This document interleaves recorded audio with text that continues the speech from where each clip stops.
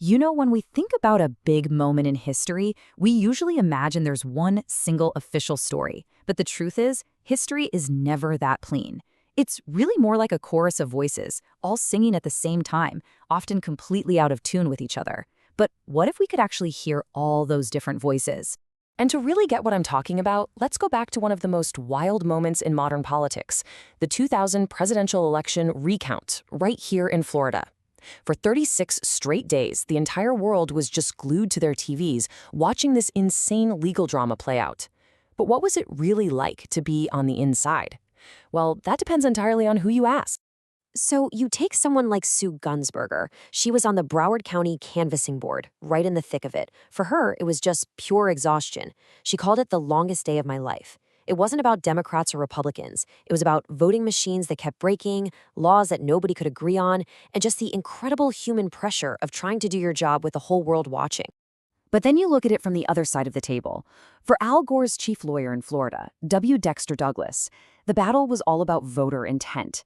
He was convinced that thousands of legitimate votes for Gore were just being tossed aside. So his whole strategy was laser-focused: get every single possible vote counted, including those infamous dimpled Chads, because he believed it would have completely changed who won the presidency. And then you've got the Republican legal team, and their goal, the complete opposite. Kerry Carpenter, who was a lawyer for Secretary of State Katherine Harris, said their strategy wasn't to count votes. It was to build a legal case to stop the recounts. They saw the whole process as a mess, and they wanted to shut it down. So get this, you've got three people, same event, but they're living in three totally different realities. Wild, right? All right, so let's really step inside that battlefield, because these weren't just opinions, right? These conflicting views were the fuel for the strategies that defined every single one of those 36 days. And this slide, wow, it really lays out the cast of characters. You had the legal warriors like Dexter Douglas for Gore and Kerry Carpenter for the Harris team. You had the election officials like Sue Gunsberger, who were just trying to keep their heads above water. And then you have people you might not even think about, like Craig Waters, the PR guy for the Florida Supreme Court, whose website just exploded with 3.5 million hits in one day. Can you even imagine? And of course, watching it all unfold, you had reporters like Lucy Morgan trying to make sense of the madness. This slide really breaks down that core conflict, that tug of war. The Gore team was playing an administrative game. They were trying to use existing rules to force these hand recounts, arguing that even a little dimple on a ballot could be a vote. But the Bush team was playing a totally different game, a legal one. They were filing lawsuits left and right to stop the recounts and prove the boards were making mistakes. And look at how they saw Katherine Harris. To one side, she was biased. To the other, she was principled. Same person, folks, but viewed through two completely different lenses. Reporter Lucy Morgan, I think, just nailed it. She called it a legal nightmare on a very fast track. I mean, just try to imagine being a reporter there. You're trying to write a story, and by the time you hit publish, it's already old news. That's the kind of insane pace we're talking about. A total whirlwind of lawsuits, press conferences, and protests that she just called a ludicrous scene. Okay, so this whole thing, it just begs a bigger question, doesn't it? We just looked at one event from 5 different points of view.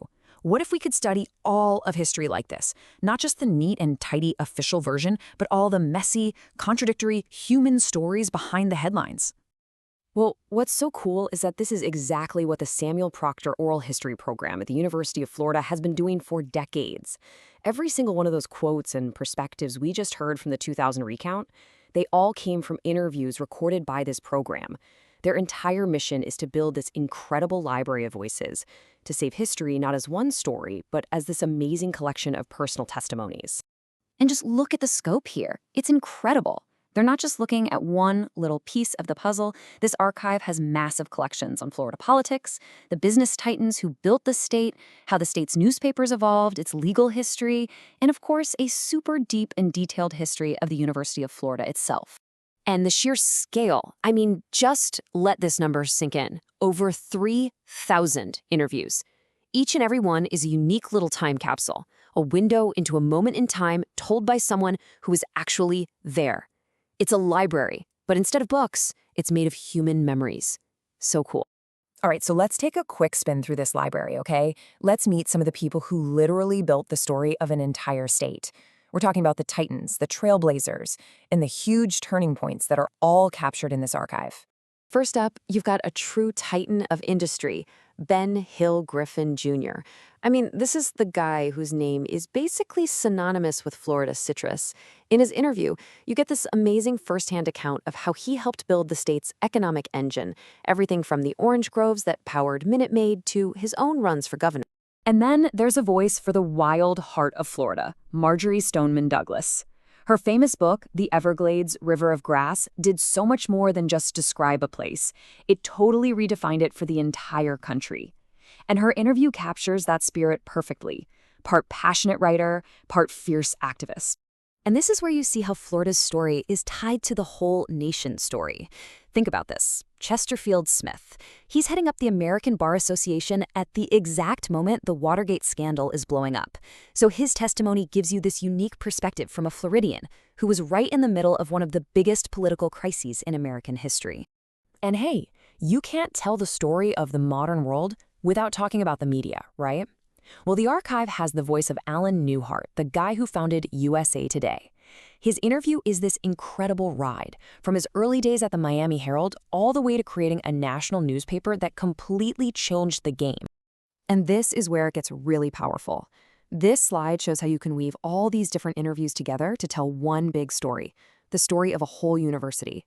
You can hear about trying to get through the Great Depression, the big changes like when women were first admitted in '47, the drama of building a new hospital, the student protests of the '60s, the game-changing impact of Title IX on women's sports, and even the deep shock of a community tragedy.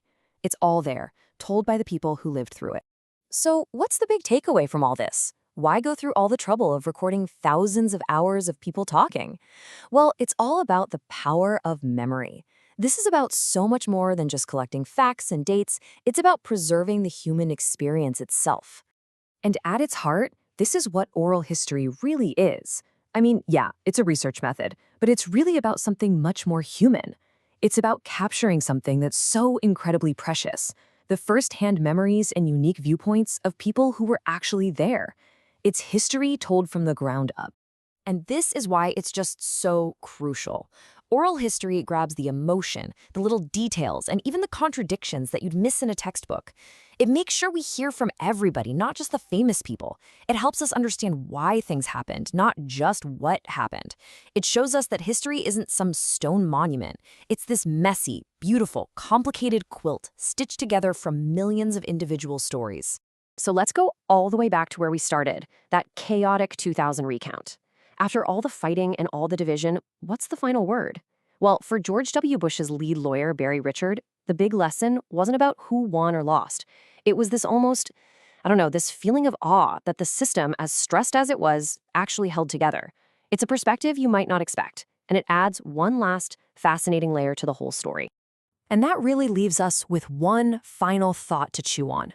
The job of saving these voices is never, ever done. It makes you stop and think, right? What are the stories happening right now, today, that we're going to need to understand the world tomorrow? Whose memories do we need to make sure we preserve?